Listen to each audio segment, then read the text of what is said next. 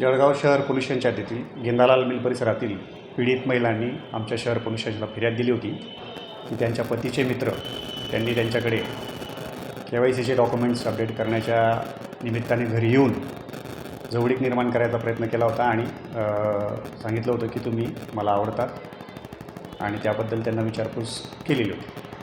अन्य महिलेलाही प्रेम संबंध ठेवावा म्हणून असं एक त्याने केलेलं आहे की या प्रकारावरून गेंदालाल मिल परिसरातीलच एका महिलेला माहीत पडलं, पीडितेला, की या व्यक्तीच्या विरोधात तक्रार दाखल होत आहे. तर त्या देखील आल्या होत्या. त्यांनी असंच म्हटलं होतं की मला एका शासकीय योजनेच्या डॉक्युमेंट संदर्भात गेलो असता तेव्हा यांनी माझ्याकडे नंबरची मागणी केली होती आणि मैत्री संपादन करण्याचा प्रयत्न केला होता. पीडित महिला आहे सर, त्या पीडित महिलेचं असं म्हणणं की शरीर सुखाची मागणी केली, त्यांनी शारीरिक संबंध ठेवावे असं म्हटलं आहे.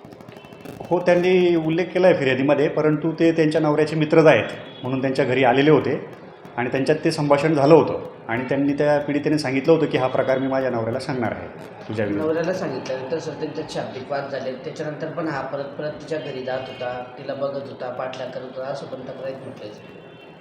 हा जानेवारी महिन्यातला प्रकार आहे. मग पीडितेने त्यांच्या नवऱ्याला सांगितलं होतं, त्यानंतर देखील त्याचा प्रकार थांबला नाही म्हणून त्यांनी फिर्याद दिलेली आहे. सर, काय गुन्हा दाखल करण्यात आलेला? आरोपीची पार्श्वभूमी काय?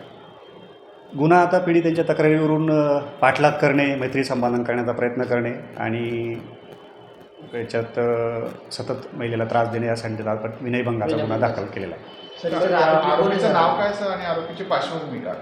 आरोपी गोकुळ रमेश चव्हाण म्हणून आहे.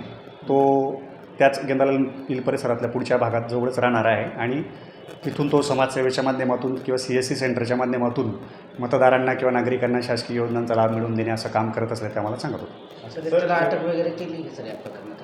नाही, आरोपीचा शोध चालू आहे. सर, एकंदरीत आरोपीची पार्श्वभूमी बघता त्यांनी 2 महिलांसोबत असं कृत्य केलेलं, आणखी काही इतर महिलांसोबत असं केल्याची जी शक्यता आहे ती वर्तवली जाते, त्या अनुषंगाने पोलीस तपास करते. नाही, तसं अजून कोणी पुढे आलेलं नाही तक्रार द्यायला. आमच्या तपासी अंमलदारांनी जबाब वगैरे नोंदवलेत त्या भागातले, परंतु त्यानंतर कोणी तक्रार द्यायला आलेली नाही. दोघं महिलांची जबाब घेतली का सर आपण त्या पुण्यातल्या? हो.